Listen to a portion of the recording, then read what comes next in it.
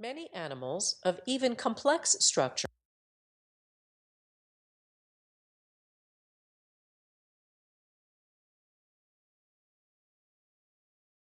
Many animals of even complex structure which live parasitically within others are wholly devoid of an alimentary cavity.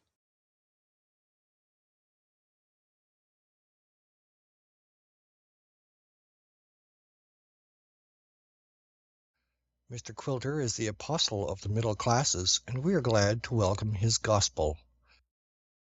He laments most bitterly the divorce that has been made between decorative. He rose and crossed the room quickly. He doesn't work at all.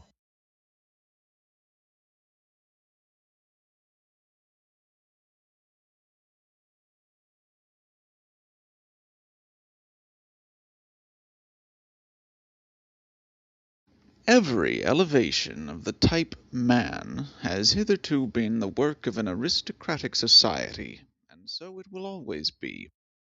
Every promise of the soul has innumerable fulfilments. Each of its joys ripens into a new want.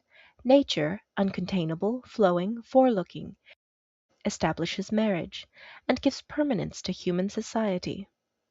The